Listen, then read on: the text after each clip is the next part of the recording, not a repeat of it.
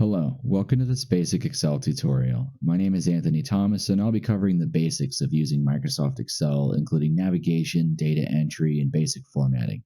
This video is aimed at getting you started using Microsoft Excel, and I'm going to save the rest for a future video. I'm filming this in 2023 using Office 2016 Professional, but the user interface hasn't changed much since then, so most of what I'm covering here will still be applicable in your version of Excel. So let's get started.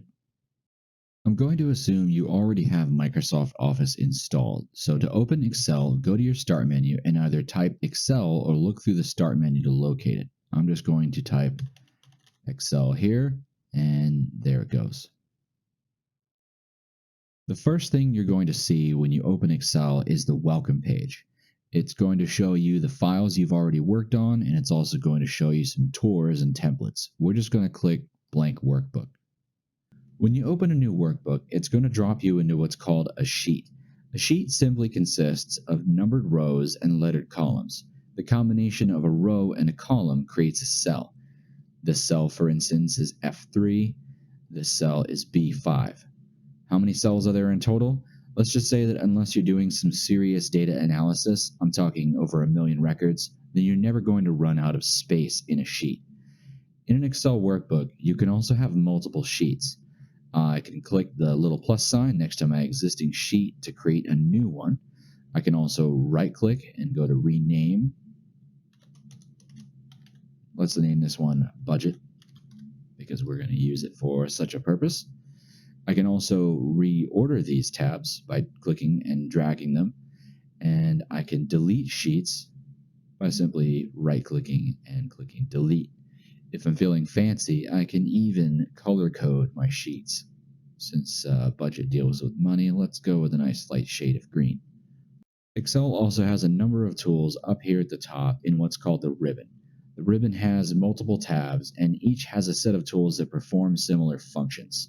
This video would be very long if I covered all of them, so for this video we're going to focus on a few tools in the Home tab. Within each tab, the tools have been collected into groups. This is the font group, this is the alignment group, this is the number group, and so on. Some of the groups have little buttons that will launch advanced dialogues that give you additional options. For instance, this is the one for the font group. It lets you do additional things like format text with strike through or superscript or subscript. So let's get down some of the basics for entering data into Microsoft Excel. To enter data into a cell, just click it and start typing.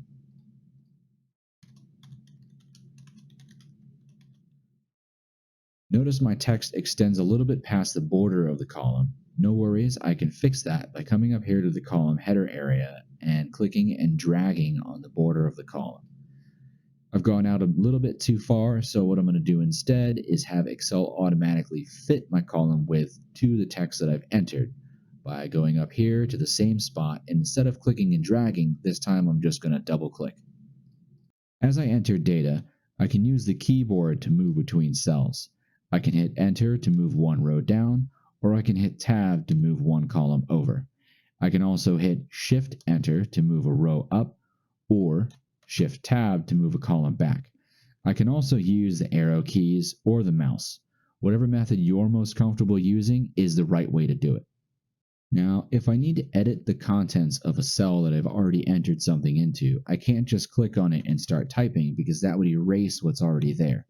Instead, there are a few different methods to edit the contents of a cell. I can either double click into it and start typing, or I can click it once and press the F2 key and that jumps me to the end of the content. I can start editing something there, or I can click it and go up here to the formula bar and start adding content there instead. Again, whatever method you're most comfortable using is the right way to do it. So let's start creating something useful. Let's say you wanted to create a basic monthly budget. We'll start out by eliminating Hello World here by clicking the cell and pressing the delete key. And we'll create a couple headers here for item and amount. Let's start entering some of the data. Let's say your income is $5,000 a month. Let's have a side hustle that brings in another $500 a month. And you can see side hustle is getting cut off a little bit there because I've entered 500 there. So I'm going to double click this and bring that out a bit. In fact, I think there's some additional items that are going to need some extra space. So I'm going to drag it out maybe a little bit further. Let's add mortgage/rent.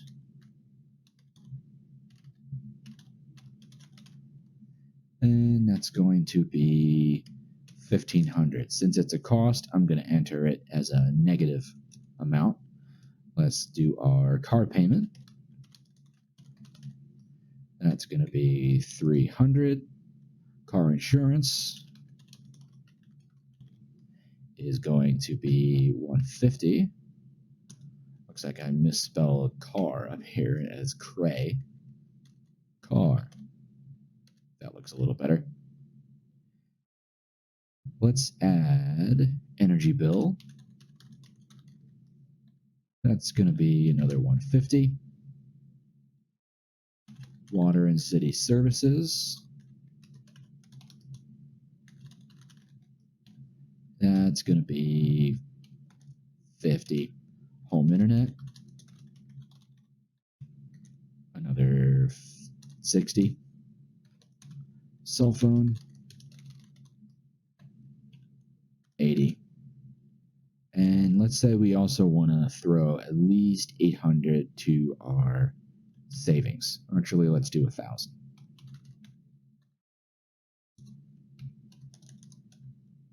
Okay. So one of the most basic formatting things we're going to start out with, since we're doing some sort of accounting, is we're going to format these as dollar amounts. So let's go and select that range of cells where we've entered the amounts, and we are going to format those as dollars. Just like that, it puts the negative amounts in parentheses to show that they're negative and aligns it properly and adds the dollar signs. Pretty cool. So now that we've got the basic data entered into the spreadsheet, we're going to do a little extra formatting. We're going to come up here to our headers, and we want these to be bold. So I just click and drag across these two, and I can press B or press Control B on my keyboard to do that. I can make them bold or unbold. I'm also going to create a title for this spreadsheet, and we're going to call it monthly budget. Right there. And I want this title to span the columns that we're using here for this budget. So I'm going to click and drag across both of these cells and use the merge and center tool. What that's going to do is it's going to take both of those cells that I've highlighted, combine them into one singular cell, and then center the content that I've entered. I'm also going to bold and underline this monthly budget, so that looks pretty good. So the next thing we're going to do is we're going to use our first formula. Formulas are at the core of what makes Excel so powerful because we can have it calculate all kinds of different things for us. For instance, in this budget, I want to know how much I can spend on things like gas, food, entertainment, and purchases each month without going over budget. To make a formula, all you need to do is start your text with an equals sign. So we're going to go here in the cell below all our values, and we're going to tap equals and the letters S and U. And starting now, you can see that Excel is going to start suggesting different formulas for me. Today, we want to use sum. So what I'm going to do is arrow to it and press the tab key. And it's also going to put an open parentheses bracket for me to make it really easy. The next thing we need to do is click and drag across all of the cells that we want to sum up and press enter. You'll see that Excel also puts that closing parentheses on the end of your formula there. And now we know that we can spend just over $2,200 a month in personal expenses without going over budget. If I want to break that down to a weekly number, I can just go one cell down here, press equals again, click the number that I want to start off with, and divide by 4. And so now we know that our monthly budget of $2,210 breaks down to about $550 a week. I'm also going to add a couple labels here. So let's call this monthly spending. And this one's going to be called weekly spending. And I'm going to right align both of these. And let's say a Regular underline isn't enough. Let's give them a double underline. So now if I start changing these values up here, watch what happens. Let's say I pay off my car. That expense goes away. Let's say I pay off my phone as well, 80, 70, 60, 50. So now my cell phone is $50. And let's say I'm good about turning off the lights when I exit a room and my energy bill goes down to negative $130. So you can see that my monthly spending has gone up to $25.60, and the weekly version of that is $640. So that's one of the really cool things about Excel, is that it will automatically recalculate your formulas for you based on their inputs. So you can mess around with all these values, plan out a budget. Maybe I want to instead take $2,000 and put it in my savings. Now that allows me to spend $1,560. That makes $390 a week. So that's really cool. This is one of the best things about Excel, is it lets you plan out things like this and create formulas that automatically recalculate based on the inputs that you give your spreadsheet. So that's a good demonstration of the sum formula and a basic division formula. In Excel, there are literally thousands of different formulas that you can do, anything from basic arithmetic to calculate loan payments and even do statistics and more. I'd love to cover the best ones, but this is where our video ends. I really hope that this video has been helpful to you, and if you'd like to see some of those formulas in future videos, I hope that you'll consider liking and subscribing. And if there are any particular Excel or even just computer skills that you'd like to learn or things you'd like to see explained, go ahead and put those in the comments down below. Again, I'm Anthony Thomas. Take care.